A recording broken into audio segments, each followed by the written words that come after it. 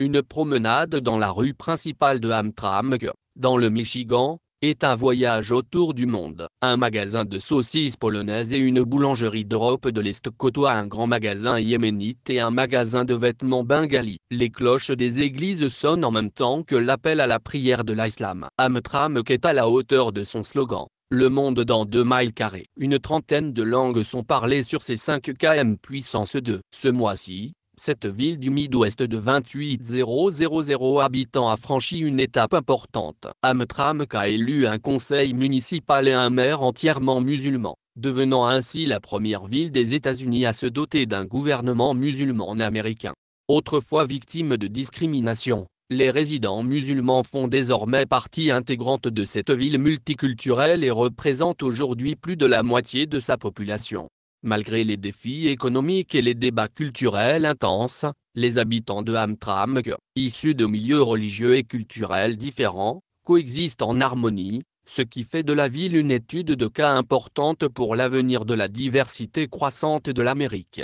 Mais Hamtramck sera-t-elle l'exception ou la règle? L'histoire de Hamtramck est gravée dans ses rues. D'abord ville de colons allemands, elle est aujourd'hui la première ville à majorité musulmane des États-Unis. Les devantures des magasins affichent fièrement des enseignes en arabe et en bengali, tandis que des vêtements brodés du Bangladesh et des jambias, un type de lame courte et courbée du Yémen, sont fièrement exposés dans les vitrines. Les habitants musulmans font la queue avec assurance pour acheter des pakzoki, sorte de beignets polonais fourrés à la crème. Il n'est pas rare de voir des personnes en mini-jupe et tatouées et d'autres en burqa marcher dans la même rue. C'est notre ville, a déclaré Zlatan Sadikovic, un immigré bosniaque propriétaire d'un café dans le centre de Hamtramck. Jette image à un jet de pierre du centre-ville de Détroit, qui entoure largement la ville. Hamtramck était autrefois l'épicentre de l'industrie automobile américaine. L'usine General Motors qui bordait la Motor City dominait la région. La première Cadillac Eldorado est sortie de la chaîne de montage à Hamtramck dans les années 1980. Tout au long du XXe siècle, la ville a été surnommée Little Warsaw, la petite Varsovie, en raison de l'afflux d'immigrants polonais qui venaient y chercher des emplois de col bleu. La ville a été l'une des étapes de la tournée du pape Jean-Paul II, d'origine polonaise, aux États-Unis en 1987. En 1970, environ 90% des habitants de la ville étaient d'origine polonaise. Toutefois, cette décennie a marqué le début du long déclin de la construction automobile aux États-Unis. En conséquence, les Américains d'origine polonaise, plus jeunes et plus riches, ont commencé à s'installer dans les banlieues. Cette évolution a fait de Hamtramck l'une des villes les plus pauvres du Michigan. Néanmoins, son caractère abordable a attiré les immigrants. Au cours des 30 dernières années, Hamtramck s'est à nouveau transformé, devenant un point de chute pour les immigrants arabes et asiatiques, notamment ceux du Yémen et du Bangladesh. Aujourd'hui, une part importante des habitants de la ville, 42% moins, sont des étrangers, et plus de la moitié d'entre eux seraient des musulmans pratiquants. La composition du gouvernement nouvellement élu reflète l'évolution démographique de Hamtramck. Le conseil municipal comprendra 2 Américains d'origine bangladaise, 3 Américains d'origine yéménite et un Américain d'origine polonaise converti à l'islam. Amer Ghalib sera le premier maire yéméno-américain des États-Unis, ayant obtenu 68% des voix. Je suis honoré et fier, mais je sais que je peux assumer cette responsabilité, a déclaré M.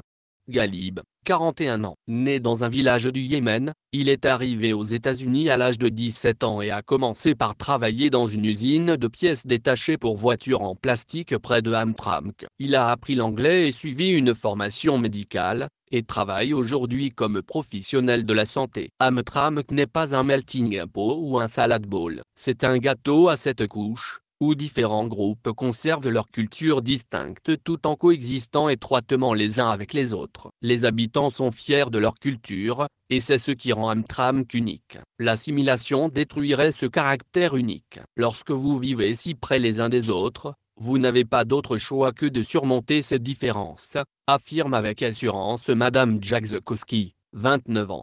Hamtramck n'est pas Disneyland, a déclaré avec insistance Karen Majewski, maire sortante. C'est une petite ville et nous avons des conflits. Les frictions sont apparues en 2004 après un vote en faveur de la diffusion de l'appel islamique à la prière en public. Certains habitants ont eu tort d'affirmer que l'interdiction des bars à proximité des mosquées nuisait à l'économie locale. Il y a 6 ans, la presse mondiale s'est penchée sur Hamtramck lorsqu'elle est devenue la première ville américaine à élire un gouvernement à majorité musulmane. À l'époque, certains médias ont brossé le tableau d'une ville tendue par l'afflux de musulmans. Un présentateur de la télévision nationale a même demandé si Madame Majewski avait peur d'être maire. Certains ont même émis l'hypothèse qu'un conseil municipal contrôlé par les musulmans pourrait imposer la charia. À Hamtramck, nous ne sommes pas dupes de ce genre de propos, a déclaré Madame Majewski. Elle a insisté sur le fait qu'Hamtramck est une communauté accueillante et qu'il est tout à fait naturel pour les nouveaux résidents de voter pour ceux qui comprennent leurs origines et leur langue.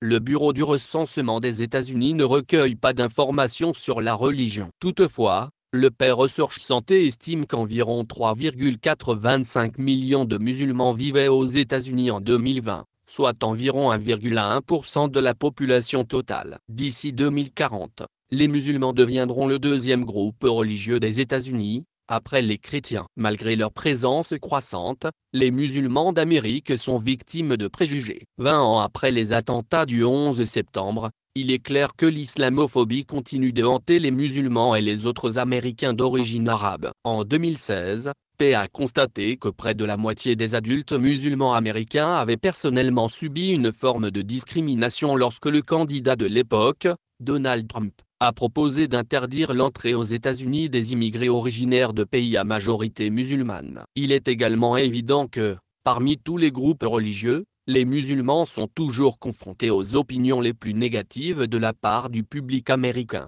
Plus de la moitié des Américains déclarent ne pas connaître personnellement de musulmans. Toutefois, ceux qui connaissent un musulman sont moins enclins à penser que l'islam encourage davantage la violence que d'autres religions. Hamtramck est la preuve que la connaissance personnelle peut vaincre l'islamophobie. Lorsque Shahab Ahmed s'est présenté aux élections municipales peu après l'attentat du 11 septembre, il a dû faire face à une bataille difficile, qu'il a remportée.